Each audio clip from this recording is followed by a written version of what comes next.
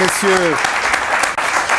Mesdames, messieurs, bonjour, bienvenue dans Zigzag Café. Zigzag Café, qui, vous le verrez tout à l'heure, aura un ton assez particulier. Peut-être 2 annonces au départ, on va le faire tous les jours. On va vous dire où se trouve Bertrand Piccard. Eh bien, actuellement, il est à 5000 mètres au-dessus de la Sardaigne. Ça avance lentement, avec pas mal de consommation de kérosène et un petit problème de hublot. Mais cela avance, alors on se tient tous les pouces. La deuxième information que je voudrais vous donner, la semaine dernière, et vous avez été très nombreux à réagir, semaine consacrée aux compagnons d'Emmaüs, avec la présence de l'abbé Pierre, avec la présentation d'un film dont le titre est Alain comme les autres. Ce film en première mondiale, mais vous en avez bénéficié avant grâce à des extraits proposés par les auteurs.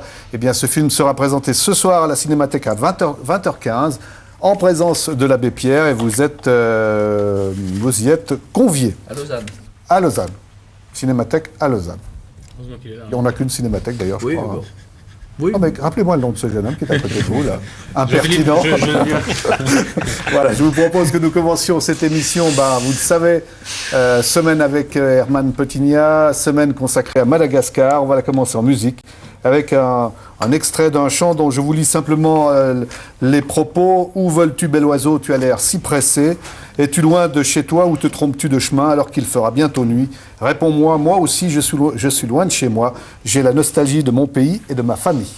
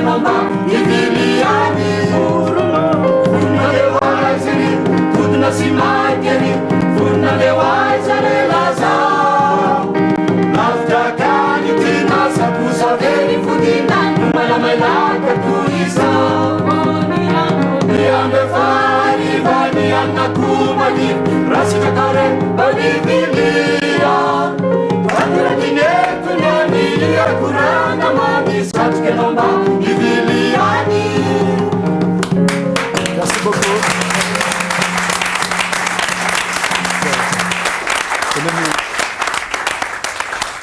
Voilà, venez vous joindre à nous parce que vous allez simplement nous dire quel est le nom de ce groupe, qui a un très beau nom. Voilà, c'est la chorale.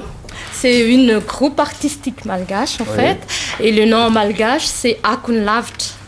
Donc ça veut dire écho du lointain. Voilà, c'est la chorale de l'écho du lointain, ce qui est un beau titre. Voilà. Avant que l'on revienne à Herman Petigna, présentez-nous peut-être les autres invités. Oui, un beau titre d'un groupe qui aura apporté le soleil sur le plateau. On va rajouter à cette lumière l'odeur, celle de la vanille, avec celle que l'on surnomme Madame Vanille. C'est Madame Caron qui s'occupe notamment d'importer de la vanille et d'exporter les produits suisses à Madagascar. On nous en parlera tout à l'heure. Et puis c'est également Claude Stadelman, le retour après mardi. Il est avec nous jeudi parce que lui aussi s'est beaucoup intéressé à la vanille. Il nous en dira pourquoi tout à l'heure. Claude Stadelman, donc cinéaste. Voilà, Herman, heureux de vous retrouver pour la suite de cette semaine. Il y a eu des réactions d'ailleurs, j'ai l'impression que le courrier, quand on arrive le matin, maintenant il y a le courrier pour Herman Petigna. Bon, on m'a proposé tout un tas de choses. Là, tout à l'heure, c'était de la mélasse noire. Ah, vous voyez. Je ne sais même pas ce que c'est, je ne l'ai jamais vu. Méfiez-vous de la mélasse noire, Herman. La mélasse noire. Oui. Et puis on a eu quelques réactions de 3 personnes, déjà 4 même, qui sont intéressées à aller tenter l'aventure des autruches à proximité de Tuléa. On fera passer le message. On rappelle aux téléspectateurs qu'il s'agit d'une dame qui est à Madagascar, proche de vos amis, et qui a perdu son mari. Oui. Et puis elle s'occupe d'autruches, et elle se dit, si quelqu'un vient me donner un coup de main, ça me ferait plaisir. Avec le passeport. Ouais. Voilà, écoutez, on a eu une grande angoisse, cher Herman. Une grande angoisse parce qu'on s'est dit ce matin, tiens, on s'est trompé de Petigna. On a fait venir un Petigna qui a un rapport avec Madagascar, et puis tout d'un coup, ce jeune homme que vous voyez au bout de la table a mené une enquête, et il a trouvé un autre Petigna, lequel avait également une épouse de Madagascar. Dramatique, regardez. Par ici. Bonjour monsieur, c'est vous le monsieur Petigna? Oui, c'est ça. Voilà, d'origine jurassienne. Oui, Il paraît que vous avez une attention particulière pour le pays de Madagascar. oui, ma femme est malgache. Et votre femme est malgache. Voilà. Donc c'est bien c'est vous que je cherchais. Je peux entrer? Oui, bien sûr. Bon, c'est par là. Voilà, j'ai trouvé notre invité. Voilà. Au revoir Jean-Philippe. Alors les Pétignats de Nyon, cette fois-ci, nous présentent l'utilisation, les mille et une utilisations de la vanille à partir de ces quelques gousses, là, tout ce qu'on peut faire. Montrez-nous par exemple, Berthe, là. Ça, c'est des tasses qui ont été tressées avec de la vanille. Oui, ce sont des tasses tressées avec la vanille, les vanilles de première qualité qu'on prend, on masse bien la vanille pour que ça soit bien souple et puis on les tresse de façon qu'on veut. Donc vous savez faire ça, regardez, il y a également une théière, je vous la donne, monsieur Pétignat, voilà. Et ça c'est le crocodile, voilà, on va le montrer. Donc on fait toutes sortes d'objets qui se fabriquent là-bas en fait. Oui, ça se fabrique là-bas, à Madagascar, Et dans ça le vient- nord-est de Madagascar. Dans le nord-est. Oui. Et ça sert à quoi? C'est pour parfumer la maison, pour que ça sente bon, comme la vanille, ça sente bon d'ailleurs. Il faut qu'on cherche des idées pour que ça sente mieux dans la maison. Et puis, deuxièmement, c'est pour décorer la maison aussi. Ouais. Mais ça c'est un bâton qui sert à quoi? C'est pour les gendarmes, pour dans la rue, ou ça sert à C'est quoi? un bâton qu'on appelle une canne d'ambassadeur. Un bâton, un arbre porte-bonheur qu'ils disent. Et puis, c'est pour eux, c'est sacré pour les gens au sud de Madagascar. C'est fait avec Ça du se voit bois. qu'au sud de Madagascar. Voilà Madame Petigna et Monsieur Petigna d'ailleurs qui nous ont rejoints sur ce plateau et qui vont suivre l'émission avec nous. Herman, vous avez entendu parler de la vertu de cet arbre, de cette plante du bonheur là? La vanille. Non, après la vanille. Il est déjà dans la vanille. Un arbre. Bah, tout à l'heure, il y avait Le la bâton présentation magique. d'un bâton qui avait beaucoup de vertus, ça on n'en parle pas. Ce bâton magique, ça ne vous dit rien. Bah, je suis très content de voir que Ah autour de oui, cette oui, table, mais on ça, suit c'est- l'émission avec oui, un grand oui. intérêt, Pas dire que les capital, propos je tenus connais, par Monsieur et Madame Petigna ont marqué nos... On connaît le nom de l'arbre, mais il n'est pas plus magique que les autres. Hein. D'accord. Ce qu'il y a, c'est que pour lui, ils sont tous magiques, alors c'est ça le problème. C'est dans, Déjà le- qu'il n'aime pas les moines, il n'aime pas les magiciens non plus. hein. c'est dans les crânes, c'est dans le crâne que ça se trouve. hein. Bien Voilà. sûr. Bien sûr. Bien, ici, je crois que vous l'avez compris, hein, il va être largement question, et on s'en réjouissait déjà depuis le début de la semaine, il va être largement question de la vanille au cours de cette émission, à savoir, bon, la vanille, ça a l'air d'être très commun pour nous, et tout d'un coup, on va certainement s'apercevoir que la vanille apparaît dans beaucoup de produits où on ne l'imaginait pas, et puis qu'elle est le fruit d'un travail très dur pour des producteurs. Ça n'est pas aussi simple que cela. Alors, peut-être, Claude, vous avez réalisé un film qui s'intitule Taxi Vanille. Oui. La trame, vous pouvez nous la raconter en 2 minutes, mais l'essentiel sera surtout sur la vanille. Elle est très très simple, c'est une trame sous forme de fable qui est l'histoire d'une femme de Sainte-Marie qui a un rêve qui est celui de conduire un taxi-brousse. Mais malheureusement, heureusement pour elle, elle est née dans le cadre de la vanille chez son père qu'on appelle encore aujourd'hui Adolphe de Londres, curieuse appellation. Et cette femme alors par son cheminement est venue dans la vanille et tout au bout du compte, eh bien, elle s'est arrangée pour pouvoir réaliser son rêve d'enfance, qui est celui de conduire un taxi-brousse. Alors donc, à partir de cette fable, j'ai pu suivre tout le parcours de la culture de la vanille. Alors, avant que nous parlions avec vous deux, d'ailleurs, de la production de la vanille, Herman, une explication. La vanille, à Madagascar, se cultive dans le nord-est du pays. Surtout Pas dans la le- région où vous êtes. Ah non, c'est trop sec, c'est pas. Alors, oui, toute la partie est de Madagascar peut produire la vanille, sous différentes qualités, etc. Mais par ailleurs, il existe des vanilles endémiques. C'est ça. Mais en principe, pour que le téléspectateur comprenne bien, la vanille que l'on cultive et qui permet de produire la vanille, c'est une plante qui vient d'où? Elle est originaire de la côte est du Mexique. C'est ça. Et qui a été introduite par Elle a qui, été introduite au moment de la compagnie des Indes, hollandaise, française, etc., portugais, tout ça. Ils avaient une ligne, si vous voulez, qui partait donc d'Europe, faisait le tour de l'Afrique, le Cap, et puis ils allaient en Indonésie. Alors pour essayer de faire des zigzags partout, ces compagnies-là ont planté comment on appelle ça, les épices, quoi, de vanille. sur la route. D'accord. C'est pour ça qu'on a eu droit à Madagascar, à la colonisation, la traite des Noirs, l'île Maurice, tout ça, la Réunion, les Seychelles, y compris les Comores. Tout ça, ça a été envahi par des colons qui faisaient la traite des Noirs avec l'Afrique, traversaient Madagascar, où les esclaves étaient revendus par la royauté centrale, etc. Ils étaient revendus à des Français, à des Anglais à la côte ouest et à la côte est, qui les emmenaient dans les plantations. Alors, pour que ça soit très clair, la vanille que l'on cultive, c'est cette vanille introduite. Il y a une vanille endémique, dont vous avez parlé tout à l'heure, c'est-à-dire une vanille qui pousse à Madagascar, Oui, qui n'a pas de feuilles. Pas de feuilles. C'est la famille des orchidées d'abord. Hein. C'est une orchidée. Ça, c'est pour toutes les vanilles. Toutes les vanilles, oui. Alors, celles qui existent à Madagascar, qui sont endémiques, il y en a 6 espèces endémiques, avec des noms différents, je ne vais pas vous les dire, c'est insipide, quoi. Mais on peut pas en faire, on ne peut rien en tirer, au fond. On peut pas produire de la vanille. C'est utilisé comme aphrodisiaque. Je sens qu'on va encore avoir des téléphones. À toi, décote si ça t'intéresse. Non, mais on vous lâche ça. Non, mais c'était quoi cette potion ce matin? Tout va bien sembler qu'il était dans le fond. Continuons. Pour que les choses soient claires, la vanille apparaît à Madagascar parce que Madagascar est sur la route des épices. Et puis, distinction, la vanille que l'on va produire et exporter de Madagascar est introduite du Mexique, celle qui pousse naturellement à Madagascar, vous l'avez compris, a d'autres vertus. Voilà. Premier élément, premier moment de la production de la vanille. On va voir un extrait du film de Claude. Oui, extrait de Taxi Vanille, et nous allons voir justement cette fameuse orchidée. La vanille ne pousse pas dans les yogourts à la vanille, mais elle pousse sur les orchidées, vous allez le voir.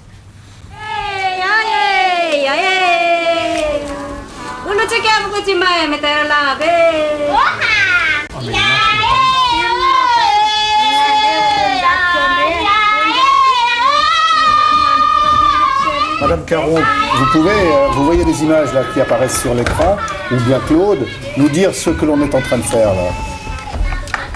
Alors, c'est la fécondation. C'est la fécondation des fleurs de vanille. Alors, à partir de ce moment-là, on voit les femmes avec des éclats de bambou, des épines d'oranger qui instillent ainsi le pistil des fleurs de cette orchidée. Et à partir de là, la fécondation peut se faire. Donc, c'est déjà un aspect très important qui m'a beaucoup intéressé, moi. D'une part, c'est que c'est une fleur qui ne se féconde pas naturellement.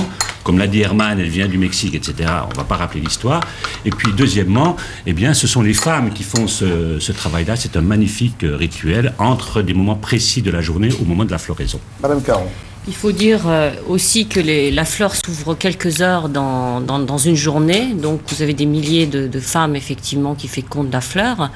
Et qu'à partir du moment où on passe ces quelques heures, on ne peut plus féconder l'orchidée et donc pas de gousses, donc de fruits.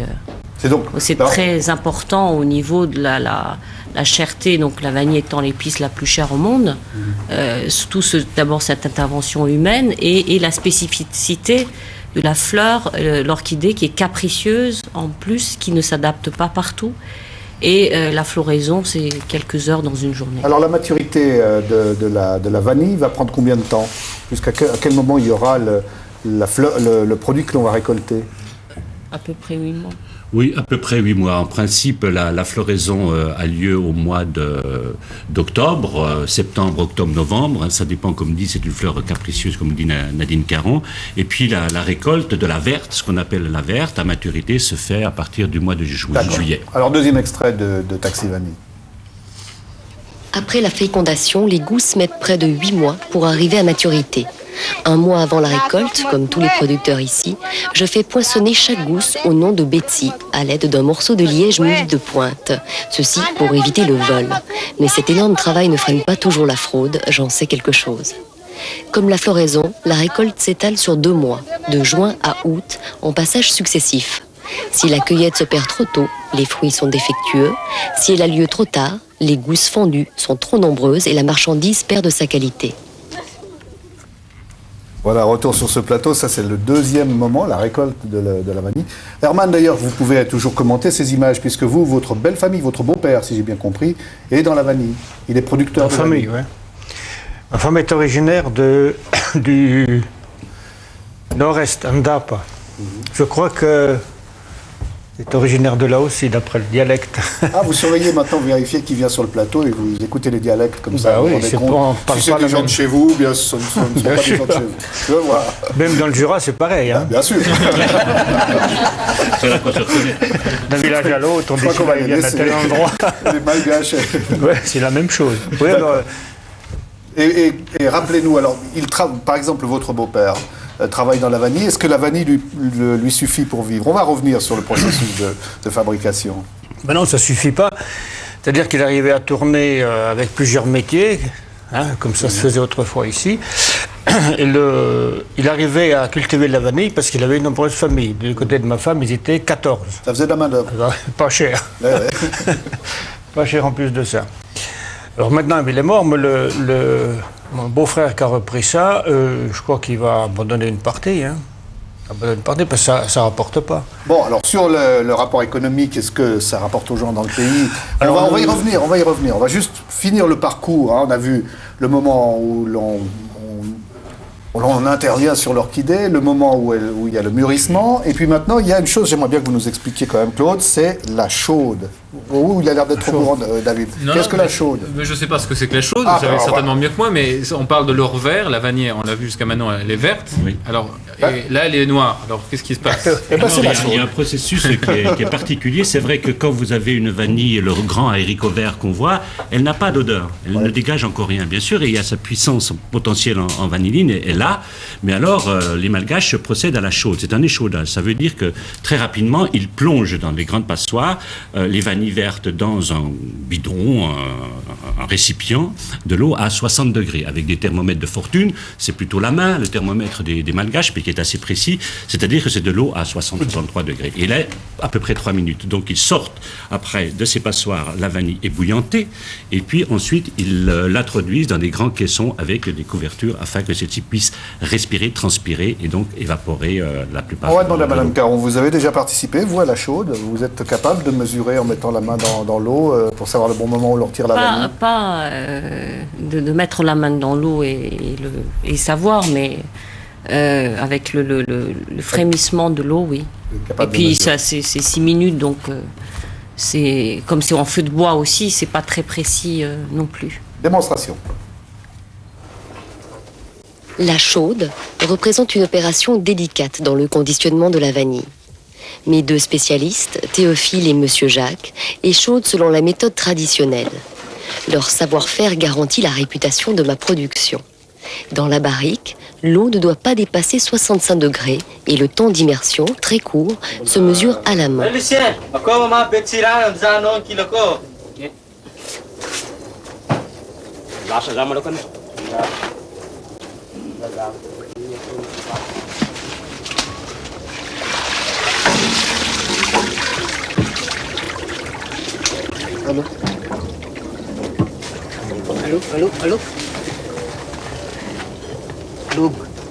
Sortis de l'eau, les gousses sont enfermées dans un caisson tapissé de sacs de jute pour passer une nuit dans un bain de vapeur.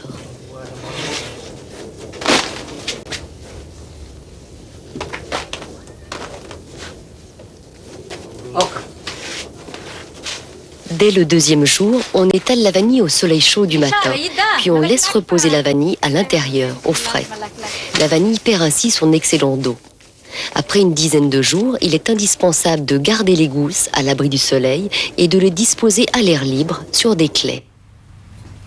Voilà, ça c'est une phase importante. Herman, c'est une phase que vous avez déjà assisté à vous. Oui, Voilà, c'est très long. c'est très long. Hein. Ouais, je crois que c'est une chose sur laquelle il faut insister. C'est un long travail que de produire Très la long. vanille. Depuis la plantation des boutures de vanille jusqu'à la première production, il faut 3 ans. 3 ans déjà. Minimum. Il faut les cultiver, il faut comment on appelle ça, planter les gousses à l'ombre, il faut un ombrage, etc. Il y a des arbres spécialisés pour ça. Le Jatropha curcas, c'est une euphorbiacée qui a des feuillages donc en été. Alors, ça doit pousser là-dessous d'abord. Puis après, il faut les tailler, il faut les diriger. Quoi. Puis après, il y a donc la fécondation. C'est ça. Non. Mais la fécondation, elle peut se faire par des oiseaux. Aussi. Ah oui, il y a un oiseau qui s'appelle suimanga, vous connaissez? Suimanga. petit oiseau comme ça, qui casse lui les fleurs. Mais c'est pas un industriel l'oiseau, il s'en fout de la rentabilité. Alors si bien que si on mettait des oiseaux comme ça... Si on ne compte que sur lui, il y a peu de vanille. Non, c'est pas fécondé, quoi. Quelques-unes. C'est la femme oiseau chez nous. C'est ça. Dans votre film, Claude, il y a une séquence qu'on a beaucoup aimée. C'est la séquence du conditionnement. C'est le moment où l'on répartit, selon ce que vous avez devant vous d'ailleurs, là, les bottes. Les bottes, et selon les dimensions, voilà. Ça va dans différents cartons. Alors regardez, ça se passe dans la bonne humeur, je trouve.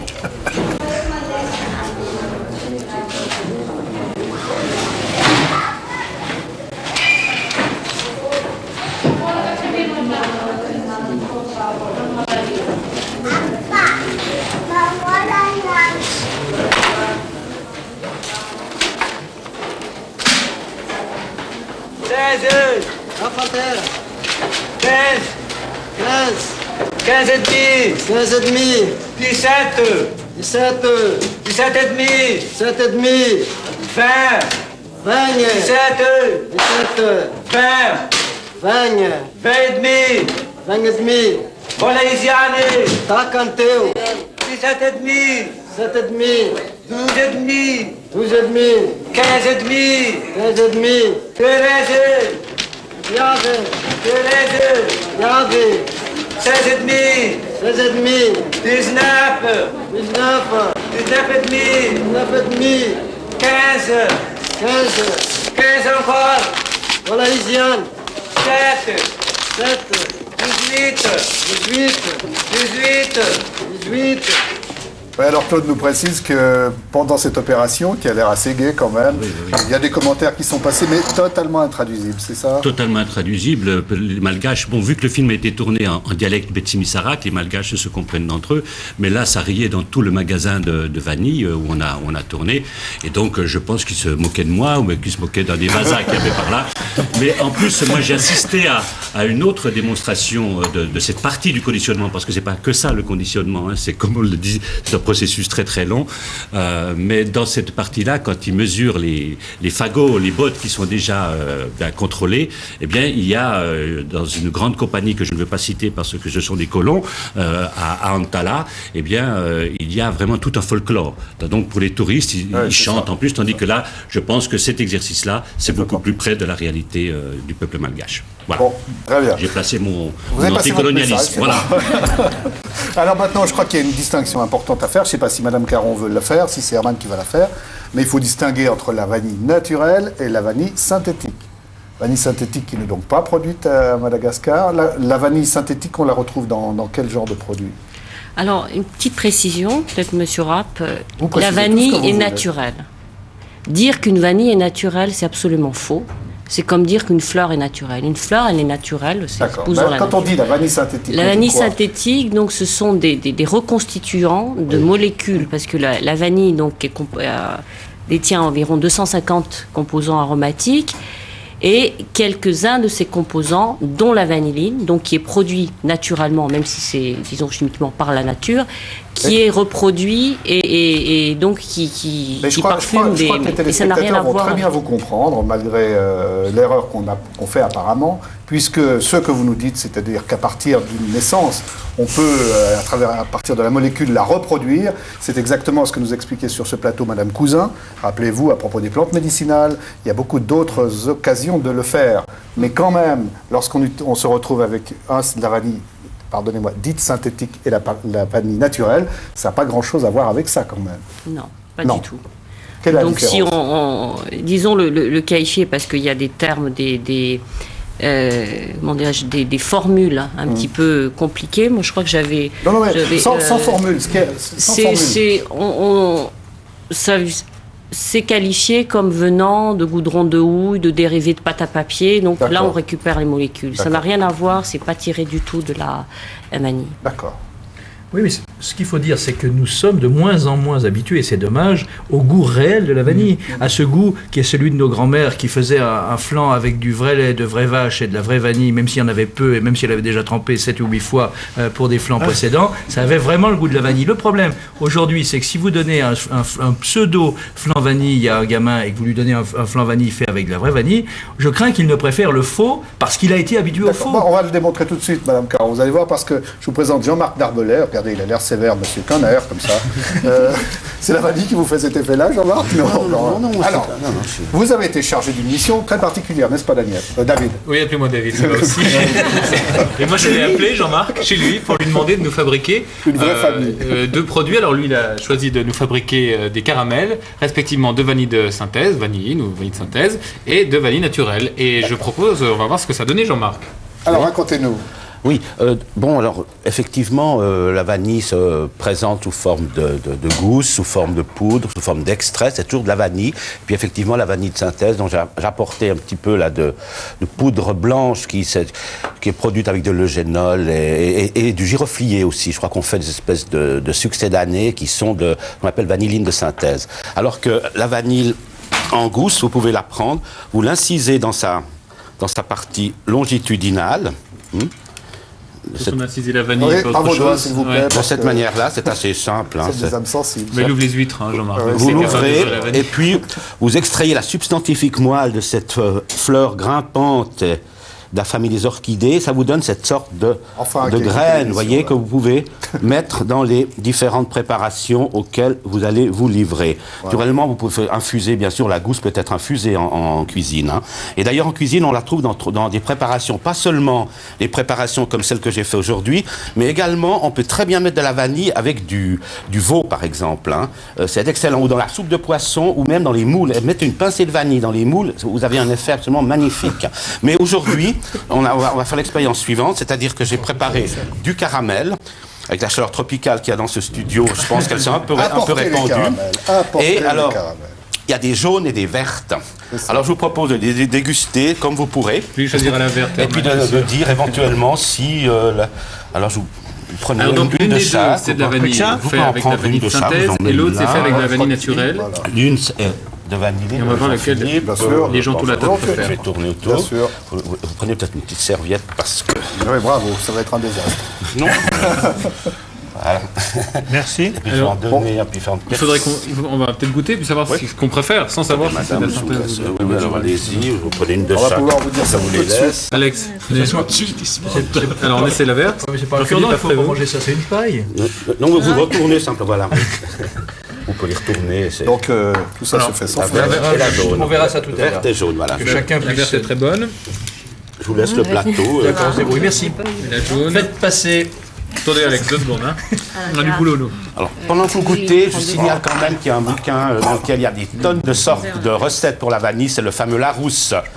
Larousse des desserts, qui est une œuvre magnifique dans laquelle vraiment toutes les manières de traiter la vanille sont abordées. Merci Jean-Marc. Moi, je me lance à l'eau. Moi, je prétends que la vraie vanille est en verre, mais peut-être que je me trompe. Laquelle vous préférez? Moi, c'est intéressant de savoir. Jusqu'à plus en informé, plutôt la jaune, mais il me semble que la vraie, ça doit être dans le vert. On aime bien la jaune. Attendez, on arrive. Alors, une jaune pour ce qu'on aime bien. Moi, j'aime bien la jaune aussi. Oui. Alex? Donc, elle a été traitée de la même manière, du début à la fin. Il y a simplement l'adjonction de vanille et de vanilline, dans l'une ou dans l'autre. Madame Caron, c'est la masse était la même. Pourquoi c'est pas évident? Madame Caron, elle doit savoir ça quand même, non? Madame Vanille. Madame Vanille. Vous préférez la jaune ou la verte? C'est pas si facile, genre. Pas si facile. Est-ce que vous avez une différence? Est-ce qu'il n'y en a pas une qui est un peu plus amère que l'autre, peut-être? Moi, personnellement, je pense que c'est plutôt la verte qui est plus amère. Peut-être que je me trompe. Ça y est. Me voilà renvoyé. C'est la jaune. Alors, effectivement, la vanille naturelle, la vanille et la jaune, absolument. Elle est un peu plus de force, de caractère, et puis un peu d'amertume qui est le caractère de la vanille. Alors que l'autre a un goût un peu de succédané sucré. Merci. Alors la jaune, c'est la bleue, la jaune. La jaune, effectivement, la vanille, et l'autre, la vanille. Merci. Je pense que la démonstration, on peut continuer à la faire. Mais malheureusement, vous ne pouvez pas y participer, donc on va quand même aller sur d'autres terrains. Par exemple, Madame Caron, vous êtes venue avec toutes sortes de produits où l'on retrouve de la vanille. Vous pouvez nous en présenter quelques-uns? Moi, je vois là David qui se précipite déjà. Parce que ce qu'on constate, Madame Caron, c'est ce que vous m'avez dit l'autre jour, c'est que la vanille est partout, beaucoup plus qu'on l'imagine même. C'est l'arôme le plus répandu, vous disiez même. Le plus apprécié, le plus consommé et le plus utilisé au monde. Alors là, on est surpris de voir qu'il y en a dans une boisson qu'on boit beaucoup aux Jeux Olympiques, dans la limonade, on en voit dans des alcools, on en voit évidemment dans les yogourts. Qu'est-ce qui fait à votre avis que cet arôme-là est si apprécié, la vanille, Madame Caron? Si apprécié parce que c'est pas seulement l'arôme qu'elle donne, la vanille. La vanille est en plus un ingrédient donc aromatique qui anoblit, qui enlève la dureté. Par exemple, il n'y a pas de chocolat sans vanille puisque le cacao, les fèves de cacao sont elles-mêmes amères. Donc la présence de la vanille fait que cette amertume ou cette dureté est amoindrie. Elle arrondit aussi, par exemple, le sirop grenadine, on pense que c'est un fruit, en fait, ce sont des fruits rouges qui ont aussi une amertume et que la vanille arrondit. Vous avez aussi des vermouths, donc comme la Suze ou pour pas citer de nom, non, ne citez pas de nom, non. qui sont faits à base de plantes amères. Mais la grenadine et tout ça, c'est ce qui fait que c'est un arôme qu'on aime bien parce que ça nous rappelle l'enfance également. Absolument. L'enfance, je crois que c'est les plus beaux moments de notre vie qui est rappelé. Qui sont rappelés souvent par la vanille et Coca-Cola.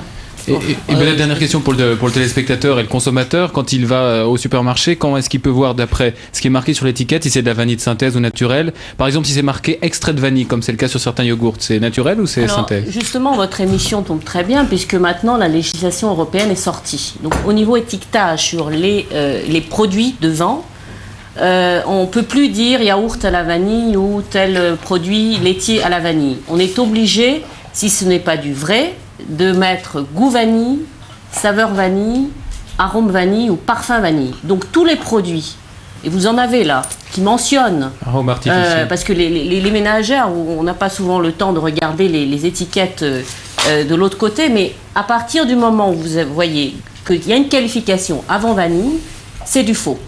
Par contre, quand vous voyez à la vanille, c'est du vrai. D'accord. Merci. Attention. Vous restez en place, David, parce que je vais vous faire remarquer qu'il y a encore des plats qui sont là. Oui, alors je vais rester en place, effectivement. Et que nous, on n'a pas encore déjeuné. Alors, qu'est-ce que, mon cher David, vous nous proposez pour le repas qui va suivre cette émission? Alors, toujours à la vanille. c'est peut-être Madame Caron qui va les décrire mieux que moi. Il y a d'abord un riz là avec apparemment, je ne sais pas si c'est du poisson ou bien des fruits de mer. Qu'est-ce que c'est, Madame Caron, ça? Alors, c'est des crevettes. Non, c'est des émincés. Ou c'est du poisson. C'est du poisson. Bon, on verra tout à l'heure. Ah, bravo. Ça sent plutôt le poisson. Non, il y a des alors crevettes. c'est filet de poisson à la vapeur vanille. Voilà. Parce qu'il y a un émincé de volaille aussi. Qu'est-ce qu'elle a de particulier? La nourriture malgache, elle est apparemment très épicée, plein de parfums. Non, ça c'est pas une nourriture malgache. Disons que c'est une nourriture. Ce sont des mets salés, puisqu'on associe souvent la vanille au sucré, alors que c'est une épice et elle n'est absolument pas sucrée et va très bien dans les chairs blanches, tendres et d'une certaine finesse, et avec les crustacés aussi. Et ça, c'est un mélange elle va bien aussi, la vanille va bien avec le poivre, elle s'accommode très bien avec le filet de capitaine que vous avez montré tout à l'heure. Et c'est des recettes toutes simples, mais il faut les goûter, comme on le fera tout à l'heure, pour bien... On serait joueur de le faire tout à l'heure, oui. Merci. Merci, Herman. Vous, dans vos habitudes, ou l'habitude des gens du Sud, est-ce qu'on retrouve la vanille ou est-ce qu'on la retrouve pas du tout? Est-ce qu'on consomme la vanille dans votre partie de l'île? En général, dans les campagnes, personne ne consomme la vanille. Hein. C'est un produit d'exportation. Même chez les producteurs, ils ne l'utilisent pas. Chez les producteurs, les cultivateurs, ils ne la consomment pas. Mais il y a une question qui nous est posée là par une téléspectatrice qui suit l'émission. Elle nous précise d'ailleurs, c'est Madame Odergon de Fribourg, qu'elle a une petite fille qui a été appelée Amésia car ses parents adorent Madagascar. Et puis elle se demande pourquoi il est interdit d'acheter même en petite quantité de la vanille quand on est touriste à Madagascar. Est-ce que vous avez une réponse pour cette dame? Oui. La vanille est un sujet tabou jusque, je dirais, en 93, 92. Parce qu'il y avait des intérêts très important, donc personne ne pouvait en parler ou en parler comme ça et en trouver non plus facilement, puisque c'est des grands jeux. Non, et c'était un monopole d'État. C'était un monopole d'État, donc que chaque producteur de vanille, quand il exportait de la vanille, devait automatiquement verser passer par une taxe. D'accord. Voilà, une autre question que j'aimerais poser à Herman, puisque tout à l'heure il nous a dit que son beau-père, enfin une partie de sa famille, connaissait des planteurs de vanille. À votre avis et à votre connaissance, un planteur de vanille, combien gagne-t-il au kilo de vanille réunie? Moi, j'ai eu ça depuis 2 ou 3 ans. On m'a dit qu'il y avait qu'un kilo de vanille verte, donc avant le traitement, ça achetait 5 000 francs le kilo. 3 000, il y a eu 3 000 à un moment donné. 3 000 francs le kilo. Hein? Non, plus maintenant. Maintenant, c'est un peu plus monté. maintenant. Mais ça varie, c'est juste. En admettant qu'on soit entre 5 et 10 000, ça représente à peu près, qu'est-ce qu'on peut dire, 2 à 3 francs suisses par kilo. Oui, 3 francs suisses. 3 francs suisses par kilo. Tout cassé. Si c'est 10 000 francs. Si c'est 10 000 francs. Bon, là, vous allez nous expliquer un tout petit peu, parce que lorsqu'on se rend dans un grand magasin et qu'on va acheter un bâton de vanille comme celui-là, il va nous coûter 2 francs 50. Qu'est-ce qui se passe entre le moment où le planteur vend sa vanille verte et le moment où on le retrouve chez nous pour l'utiliser dans les plats qu'on décrivait tout à l'heure, à ce prix-là? La différence n'est pas explicable, se fait, je dirais, entre le conditionneur d'épices et le distributeur, donc les grands supermarchés. À Madagascar, donc il faut à peu près 5 kg de gousses vertes pour de la vanille préparée, donc la vanille finie comme celle-ci. Et en plus, elle est stockée donc pendant 8 mois, 12 mois, voire 2 ans ou 3 ans pour produire cette vanilline, pour qu'elle libère sa vanilline et son arôme. De plus, il peut y avoir beaucoup de déchets également. Il y a des pertes qui peuvent être de 20 à 30%, tout dépend, donc dans la préparation. Les gousses ménagères que vous avez vues sont les plus chères parce que les noires sont plus difficiles à obtenir. Je ne sais pas si dans le public, je crois qu'il y a des exportateurs de vanille. Est-ce que vous pouvez ajouter une information, non? Vous souhaiteriez dire quelque chose à propos du prix de la vanille? Prenez, on va vous apporter un micro, ne vous inquiétez pas, on vous l'apporte maintenant. On aimerait savoir, pour nous, ça nous étonne quand même de voir la différence de prix entre ce qu'obtient le planteur et ce qu'on paye ici, et on se demande ce qui explique cet accroissement. Non, alors moi je suis pas spécialiste en exportation, plutôt on est spécialiste nous en analyse de vanille et ce dont on parlait tout à l'heure. Vous avez peut-être une opinion là-dessus quand même. Oui, alors la vanille, il faut savoir que dans une gousse de vanille, il n'y a pas grand-chose comme vanilline finalement, puisque tout à l'heure on parlait de vanilline, c'est bien ça qui nous intéresse pour faire un arôme, et il y a de l'ordre de 20 grammes dans un kilo de vanille, donc c'est pas grand-chose, et c'est peut-être ça qui fait en partie la différence. Maintenant, ce qu'il faut voir aussi, ce qui est important de distinguer, alors Madame Caron l'a évoqué un petit peu tout à l'heure, ces histoires d'origine de vanilline, et c'est là qu'on trouve les différences de prix aussi, c'est-à-dire qu'une vanilline qui provient de la gousse de vanille coûte de l'ordre de 100 fois plus cher qu'une vanilline de synthèse dont elle a parlé tout à l'heure, qui est produite soit à partir de gaillacolle, soit à partir, comme elle le disait tout à l'heure, de résidus d'industrie papetière, etc. Et cette différence est très importante, et là-dessus, il y a aussi pas mal de fraude, quoi. Et là, il y a des méthodes scientifiques qui permettent de détecter ce genre d'adultère. Ça s'appelle des adultérations, alors j'emploie des termes un peu techniques. D'accord. Mais ça explique aussi les problèmes qu'on trouve dans la vanille. Bien, merci. Jean-Claude Mercier, je vous propose de retourner à votre place parce que ça va bientôt être à vous. Juste un mot de commentaire. Herman, vous pensez quand même que les producteurs de vanille devraient gagner un petit peu plus? Ah oui, certainement. Oui. J'ai entendu, je ne sais pas, moi je ne suis pas dans la partie du tout, j'habite à l'autre côté de l'île, et on m'a dit que ça se vendait sur le plan international, départ donc la région de Tamatave, 75 000 le kilo. Actuellement, on est au double. C'est une question de mauvaise saison. On est aux alentours des 140 000 pour la noire, mais il y a toujours donc les noirs qui se retrouvent. Alors juste pour expliquer aux téléspectateurs, on a dit le producteur, lui, quand il aura sa vanille verte, il va toucher entre 5 et 10 000, et lorsqu'elle va quitter l'île, ça sera 150 000. Ça sera 10 fois le prix, oui. Voilà.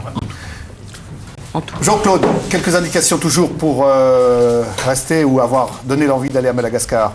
Une précision d'abord, le costume que je porte est africain et n'est pas malgache typique, mais c'est une parce que là vous façon avez de des rêver. experts, faites attention. Voilà. Tout de suite je tenais à le préciser, mais c'est une façon aussi de rêver, c'est ce que vous faites aussi, Monsieur Petignard, nous amener le rêve, l'envie de voyager, l'envie de bouger. Alors si on veut participer à ce rêve en étant chez nous, il y a des moyens très simples, c'est par exemple les magasins du Monde qu'on peut soutenir par des achats intéressants dans ce genre de t-shirts qui sont produits effectivement chez vous, qui sont produits aussi en Afrique ailleurs. Ce sont des t-shirts totalement naturels, avec un coton naturel, biologique, etc. Donc on trouve dans pratiquement toutes nos villes ce genre de produits, entre autres les t-shirts, les sacs, des choses comme ça qui viennent d'Afrique du Sud. Pour rejoindre le thème de la vanille, une maison qui est intéressante, qui s'appelle Occitane, qui est un importateur français, qui a décidé d'importer de la vanille naturelle, bien sûr, pour faire des bougies, des senteurs de maison, des parfums d'intérieur, des parfums même pour votre aspirateur. C'est une façon de voyager. Petite précision. Madame Caron dit que ça n'est pas naturel. Alors, on nous garantit comme naturel, je ne sais pas. C'était effectivement une maison française qui la distribue un petit peu partout en Suisse. Il y a un magasin à Lausanne, l'Occitane, et puis c'est distribué dans pas mal d'autres maisons. Entre autres les pharmacies et autres. C'est vrai qu'ils produisent là des produits un petit peu particuliers, par exemple de la vanille pour mettre dans les aspirateurs pour une senteur. C'est peut-être une façon de voyager quand vous faites votre ménage. Ce que je tiens à préciser chez l'Occitane, qui est important, ils ont écrit leurs composantes et les noms en braille. Donc c'est aussi très intéressant pour les non-voyants de pouvoir choisir son produit d'une autre approche. Pour terminer... Soyons clairs sur ce point précis. Composition, poudre de pierre volcanique, parfum. Et parfum sans aucune origine. Donc quand c'est écrit comme ça, c'est sans doute en effet de la synthèse. Eux le précisent comme produit naturel. En fait, la poudre de pierre est naturelle. D'accord. Pour l'aspirateur, ça peut peut-être suffire. Alex Descotes a donc travaillé un bon entendeur il y a quelques années. Ce sont des restes. Pour terminer, je dirais que pour les gens qui ont envie de voyager une fois, puisque c'est vrai que vous faites cette envie-là, vous nous provoquez cette envie-là, il y a une seule agence qui se trouve à Berne, qui s'appelle Globotaire. C'est une agence, donc vous pouvez avoir éventuellement l'adresse auprès de nous en téléphonant. C'est une agence qui nous propose un vol, enfin il y a deux vols différents. Il y a Air France qui part évidemment depuis Paris directement jusqu'à Madagascar, qui coûte entre 1600 et 1900 francs selon la saison. Et puis un autre voyage plus complet, cette fois-ci, il y aura un départ en juillet et puis un deuxième en octobre de cette année. Ça coûte un peu plus de 5000 francs, ça paraît cher comme ça, mais c'est 3 semaines. C'est un voyage organisé pour 12 personnes maximum, donc c'est vraiment très complet. Il y a évidemment un guide sur place, il y a les vols internes et puis le logement. Donc c'est 3 semaines de voyage interne. Bien. Pour un peu plus de 5000 francs, je pense qu'il y a des gens qui peuvent être intéressés. Bien sûr, on rappelle qu'on peut s'y rendre par Air Madagascar. Oui, on peut, tout à fait, il y a un certain nombre de compagnies, il y a Air Madagascar aussi. Ce qui a aussi un avantage, c'est qu'on peut aller jusqu'au-delà de Tananarive, c'est important. Et puis je crois quand même quand on propose à des gens de se déplacer en groupe, Madagascar n'est pas vraiment un lieu dangereux, hormis peut-être la capitale. C'est long simplement, mais quel dommage de se déplacer en groupe alors qu'il est si extraordinaire de voyager seul pour rencontrer les gens. Merci. Madame Caron, toute dernière indication, on va finir en chanson, mais j'aimerais que vous nous rappeliez en 2 mots, parce que je crois que ça c'est tout de même important. Les gens qui ont suivi cette émission, certainement sont tout comme nous amoureux de la vanille. Alors, lorsqu'ils vont se rendre dans un magasin pour qu'ils trouvent de la vraie vanille, pardonnez-moi, et pas de la vanille de synthèse, de quoi doivent-ils se souvenir? Qu'est-ce qu'ils doivent lire? Ils doivent se souvenir que tout qualificatif avant la vanille, ou un goût ou une qualification, c'est pas de la vanille. Voilà. Il faut voir extrait de vanille, ou arôme naturel de vanille, ou arôme vanille, ou arôme. Ce n'est pas de la vanille, ça peut être des origines naturelles, mais pas de la vanille. Il faut voir extrait de vanille, ou extrait pur de vanille. C'est les seuls qui contiennent la vraie vanille. Et au niveau des restaurants, justement, les beaux plats qui ont été confectionnés, il y a des restaurants, ça c'est très pas courant par contre, où ils utilisent la vanille, puis les belles gousses bien longues, la Bourbon. Et les plats qui ont été confectionnés là étaient faits par le domaine de Châteauvieux, avec vraiment une belle dose de gousses, belle gousse de vanille. Voilà, précision encore, si vous avez pu admirer ces plats tout à l'heure, c'est parce qu'ils ont été préparés par les étudiants de Châteauvieux. Voilà. Et puis on va terminer en chanson. C'est juste, hein. Oh, pardon. Hein? Alors là, je suis pris. Pardon?